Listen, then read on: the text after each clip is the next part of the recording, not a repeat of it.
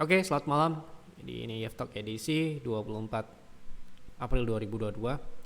Ini Yeftalk edisi spesial karena hari Minggu, biasanya Yeftalk hari Senin, Selasa, Rabu, dan Kamis. Karena kita akan menjawab pertanyaan-pertanyaan atau komentar-komentar yang masuk di Yeftalk edisi terakhir dan agar tetap relevan di hari Senin ya. Malam ini kita akan membahas topik yang ya ini sangat penting, sangat untuk urgent untuk disampaikan di kondisi saat ini mumpung IHSG belum jatuh gitu ya. Jadi ada komentar di video Yeftalk terakhir itu terkait posisinya adalah nyangkut di saham batubara. Nah ini nanti bagaimana solusinya kita akan sharingkan. Semoga menjadi solusi yang dapat dijadikan pedoman juga untuk melakukan strategi itu saja sesuai dengan masing-masing trader ataupun investor ya. Oke, nanti kita akan bahas di pertengahan. Kita akan berikan contoh kasus dan bagaimana kami melakukan mencarikan solusinya. Oke, kita tidak akan membahas panjang lebar terkait IHSG karena sudah ada pembahasannya sendiri di Stock Call edisi 24 April yang tentu saja sebelum kita publish video ini sudah kami post di website kami yfadvisor.com. Tapi yang jelas kita akan sedikit memberikan update terkait kondisi MACD IHSG yang sudah mengalami dead cross ya, yang mana sebelumnya kita sudah update di Yeftalk terakhir terkait kondisi penyempitan MACD. Dead cross MACD tidak selalu menunjukkan kondisi bearish atau downtrend, tapi akan lebih ke koreksi dulu ya.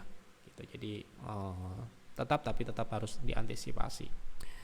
Oke, kita masuk ke saham pertama dulu ya sebelum kita membahas topik yang tadi kita ingin bahas ya terkait bagaimana solusi ketika kita mengalami nyangkut ya. Oke, kita ambil saham pertama dari Bu Haryanti. Mohon dibahas saham TINS, fundamental dan teknikalnya saat ini. Kita nggak tahu ini mau invest atau trading, tapi kalau misalkan sudah bertanya terkait fundamental berarti ada kecenderungan untuk invest jangka panjang ya. Nah,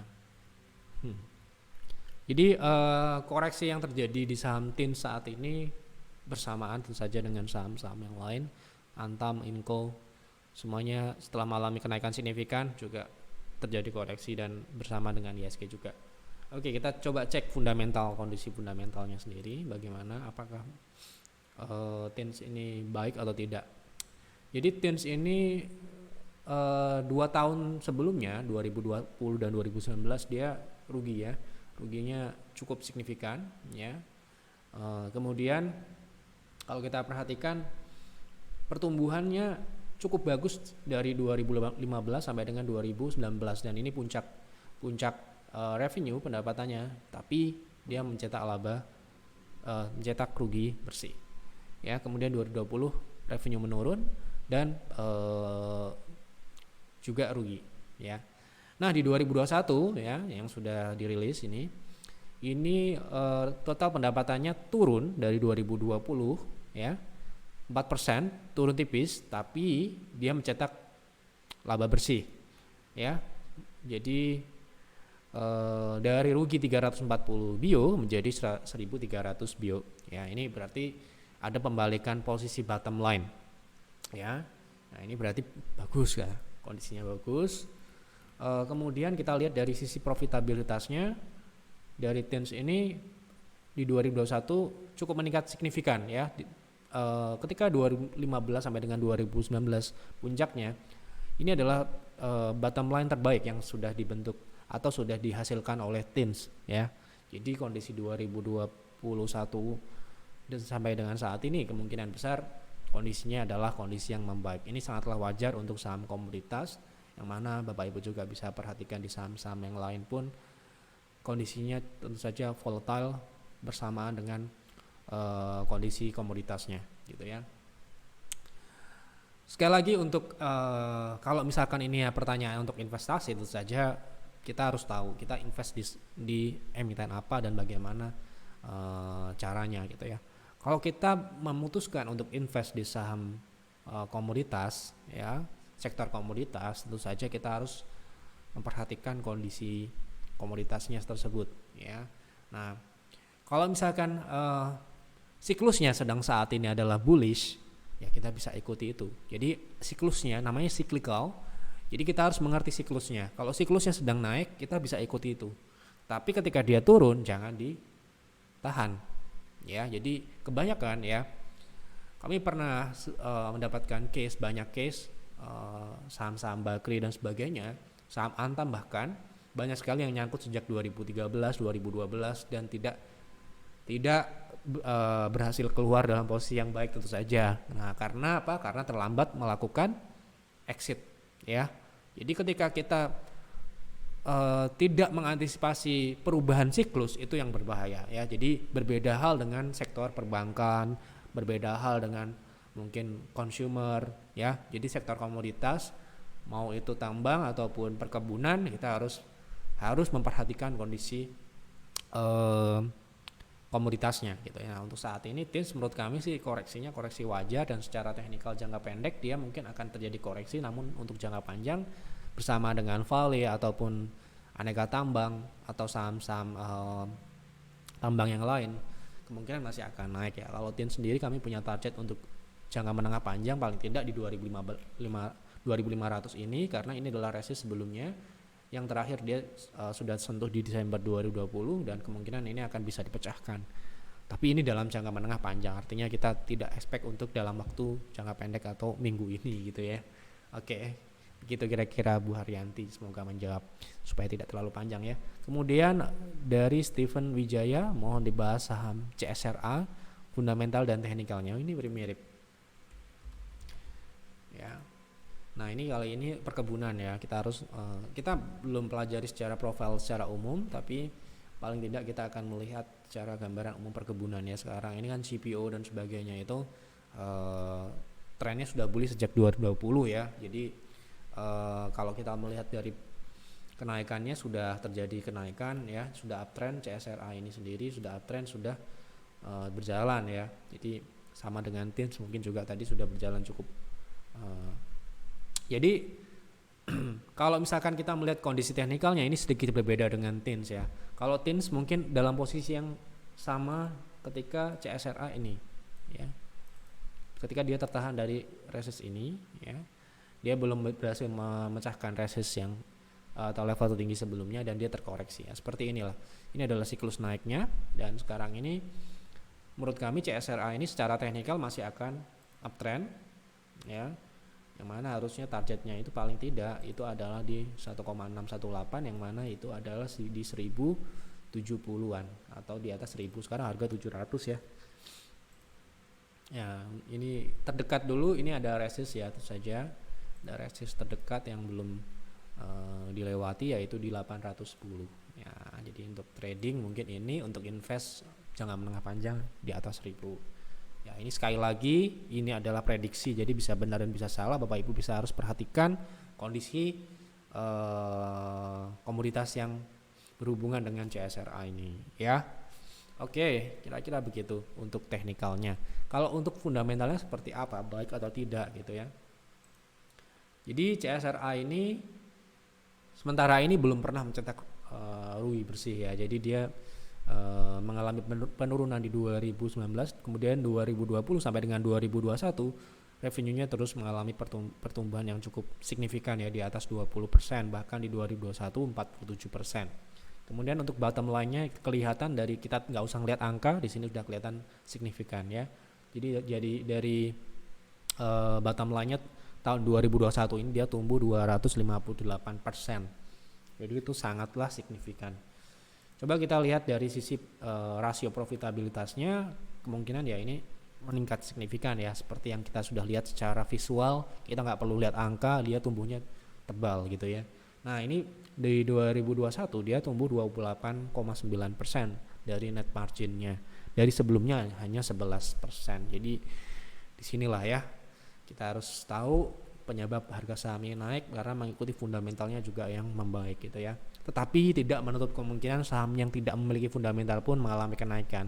Nah, karena di sini saya nggak tahu mau invest atau trading. Yang jelas kalau kita invest, pastikan ya fundamental itu bagus Kedua, harga sahamnya memang sejalan atau inline, setidaknya kalaupun ada koreksi itu merupakan peluang gitu loh.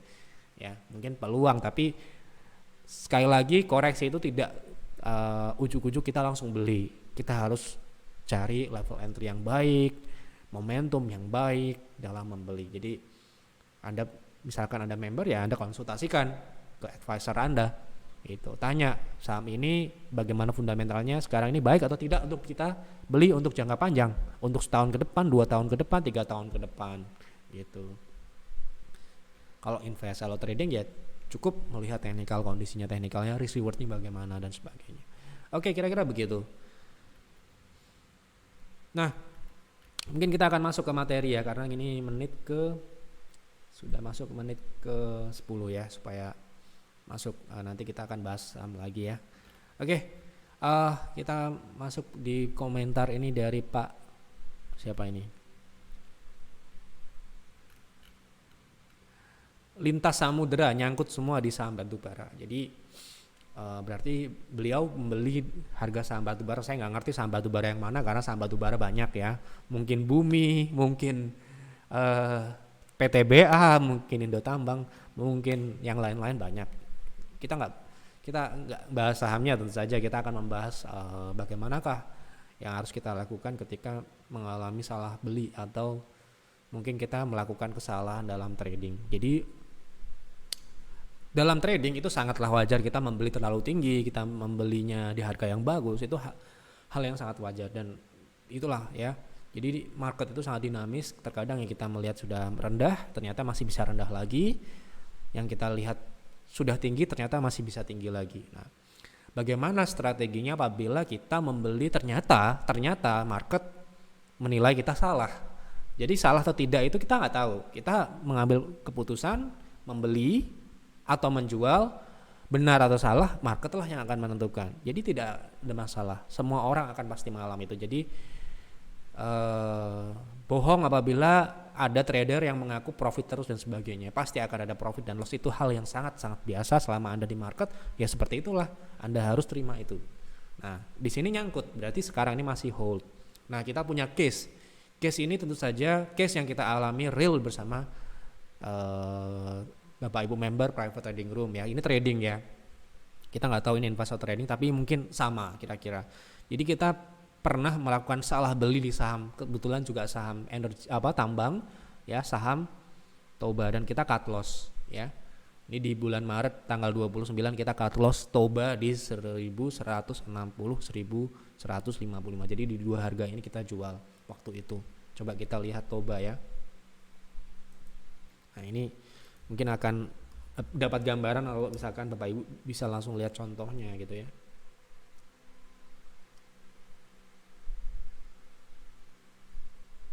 Nah, jadi 29 Maret itu kita jual di 1100 ya.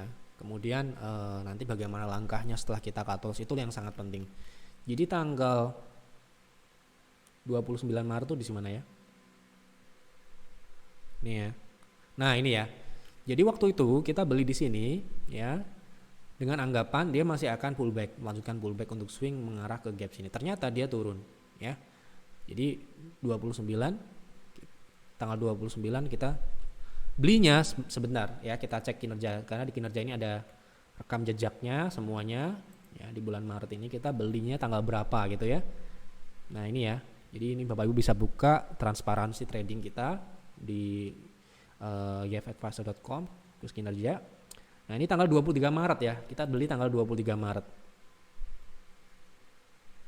Nah, di sini ya. Jadi setelah kita beli, saham Toba ini naik ya, tapi kita nggak take profit. Karena apa? Ekspektasi kita adalah di gap. Oke? Jadi keputusannya sebenarnya tidak salah, tapi yang salah adalah kita terlalu mengharapkan terlalu tinggi untuk saham Toba waktu itu. Kita sudah profit, kita tidak realize. Alhasil kita harus melakukan penjualan. Jadi waktu itu kita jual di tanggal 29 ya, tanggal 29 Maret. Ya. Tanggal 29 Maret di 1160. Kita beli di 1170. Toba sempat naik di 1220, tapi kita tidak jual karena kita ekspektasi kita lebih tinggi. Ya. dan kita terpaksa jual di 29 Maret. Apa yang terjadi setelah kita jual? Harganya turun. Jadi bukan keputusan salah. Nah, kita berarti mengalami nyangkut ya. Kita beli di 11.70 kemudian sahamnya turun. Ya, tapi kita eksekusi. Nah, ini ya pentingnya. Ketika kita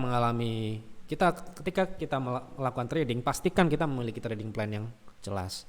Ya, trading plan itu ya kapan kita jual, kapan kita beli, di harga berapa, dan kapan kita harus merevisi apabila harga sahamnya ternyata tidak sesuai dengan plan kita atau mencapai target kita. Ya, kita harus exit. Nah, di sini kita harus mau melakukan cut loss. Kalau tidak ya kita akan dihajar ke bawah gitu ya.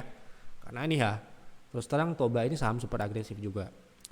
Sahamnya turun ke 1070 ya. Nah, ini berarti keputusan terbaik yang diambil walaupun kita tidak profit, tapi menurut kami apa yang dilakukan advisor di PTR sudah cukup baik. Nah, setelah itu ya, setelah kita melakukan cut loss, ruginya hanya 0,9 ya, 0,9%, tidak sampai 1% ruginya gitu. Jadi di PTR ini Anda lihat hanya 5%, 3%, 2%, nggak boleh lebih dari itu. Ya, di situ itu adalah kedisiplinan yang aturan yang wajib diperhatikan untuk melakukan trading ya di private trading room.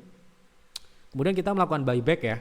Ya, inilah kita cut loss, kita jangan takut ya. Selama market masih buka, uang yang kita cut loss tadi kita bisa ambil itu. Ya, yang kebanyakan orang tidak mau. Kalau cut loss dia harus jual profit terus. Tidak mungkin. Sebagus strategi Anda tidak akan mungkin Anda profit terus. Ada kalanya Anda akan melakukan cut loss. Dan kalau tidak mau, pasti akan nyangkut. Tidak mungkin tidak. Ya, pasti itu. Ya, mungkin Anda untung, tapi pasti akan ada nyangkutnya. Kalau Anda prinsipnya adalah tidak mau jual rugi sedikit pun. Ya. Nah, kita melakukan buyback ya. Setelah kita tidak berhenti sampai setelah cut loss, udah habis itu sedih, galau, enggak, kita biasa aja. Cut loss itu biasa sekali. Setelah itu kita akan prepare untuk next trade. Ya, kita akan trading lagi di saham Toba kira-kira di harga berapa. Kita beli lagi saham Toba di tanggal 5 April. Artinya nanti ya Bapak Ibu bisa lihat sendiri bagaimana hasilnya di laporan kinerja di bulan April. Ya. Nah, di sini di tanggal 5 April itu Toba sudah rejection dari 1070 ini ya. Kita beli di 1110 ya. Di bawah harga kita cut loss. Ya kan? Nah, kita beli di tanggal 5 ya. Tanggal 5 April. Nah, di sini. Jadi kita buyback dengan modal yang lebih tinggi di harga yang lebih rendah. Ya. Kita beli di harga yang lebih rendah dari harga kita cut loss ya. Nantinya kita akan tambah ya ini ya. Kemudian kita beli lagi. Nah, ini jadi total sebentar ya. Jadi kita beli 2 kali ya kalau tidak salah. Ini kita take profit di tanggal 6 April ya, tanggal 6 April. Jadi kita beli banyak 10 PV karena di sini kita sell 5 PV, di sini masih sisa 5 PV. Artinya kita beli 10%. Ya, sebelumnya kita cut 5% dengan rugi 0,9%, kemudian kita buyback sebanyak 10 PV atau 2 kali lipat lebih besar dari kita cut loss. Sehingga ketika dia mengalami kenaikan, kita dengan sangat mudah untuk mengambil kembali apa yang kita sudah ikhlaskan. Kita ikhlaskan ya, tapi kita bisa dapat lebih besar lagi dari itu. Ya. Nah, kemudian tanggal 7 April kita alhamdulillah kita bisa keluar di harga yang ya relatif tinggi ya, di tanggal 7 April dalam waktu hanya beberapa hari saja. Kita buyback tanggal 5, kita sell di tanggal 7, dan loss yang kita alami atau kita realize kita bisa ambil, bahkan kita mendapatkan profit yang lebih besar. Ini real ya. Jadi Bapak Ibu bisa lihat di sini profit loss semuanya ada di private trading room. Jadi apabila Anda ingin join PTR, pastikan Anda mau cut loss. Ya, karena cut loss itu adalah sesuai dengan plan yang sudah kita siapkan dan sesuai dengan sistem yang kita miliki saat ini. Dan itu sudah berjalan sejak 2017. Jadi buy sell, cut loss profit dan sebagainya itu hal yang sangat wajar. Kalau Anda tidak bisa menerima itu, tidak usah trading. Ya. Jadi kalau masih nyangkut, nah ini tergantung ini bapak atau ibu ini nyangkutnya invest atau trading. Nah, kalau invest beda lagi, ini trading ya. Kita jelaskan di sini trading. Oke, kira-kira begitu ya. Jadi ketika kita mengalami posisi yang ternyata salah, kita harus tegas dan disiplin dengan trading plan. Kalau misalkan kita harus merealize kerugian itu, realize tidak menjadi masalah, kita cut loss tidak menjadi masalah. Karena kita membelinya sesuai dengan plan, porsinya juga sesuai dengan plan, tidak overconfidence dan sebagainya. Jadi semua akan baik-baik saja. Profit dan loss itu hal yang wajar sebagai seorang trader. Tidak menjadi masalah, tidak terlalu pusing, biasa-biasa saja. Profit biasa-biasa saja, tidak senang, biasa saja. Ya, gitu. Jadi jalani itu sebagai proses untuk mendapatkan pertumbuhan dalam jangka menengah panjang. Jadi sampai nanti selama market buka ya Anda akan tetap trading gitu ya. Oke, gitu kira-kira. Jadi semoga ini mendapatkan bisa menjadikan atau Bapak Ibu bisa mendapatkan apa yang kami sharingkan ini menjadi sebuah inspirasi atau pencerahan. Ya ini menurut kami benar, tapi kalau menurut Anda kurang tepat tidak menjadi masalah ya, karena setiap orang memiliki pengalaman yang berbeda-beda, dan menurut kami ini adalah yang menurut kami saat ini adalah benar yang sudah dilakukan advisor di private trading room. Sementara ini sesuai dengan prosedur, ya itu akan jelas itu adalah sudah keputusan terbaik ya.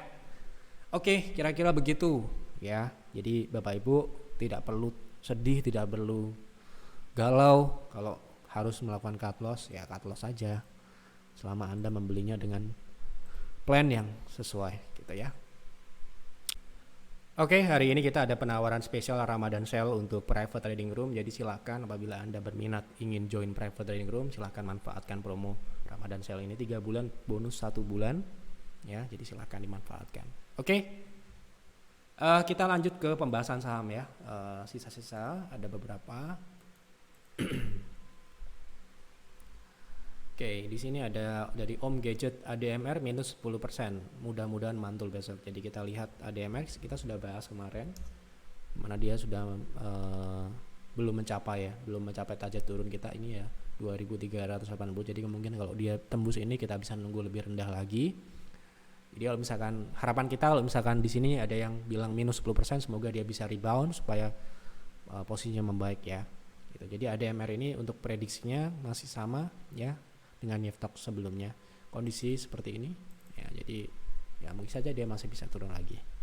Jadi tadi ya sesuai dengan pembahasan tadi, baiknya memang harus disiplin dengan trading plan supaya tidak minus terlalu dalam. Kemudian dari Polsuspas TV, kok Simpe nggak naik-naik ya? Oke, coba kita lihat Simpe nggak naik-naik.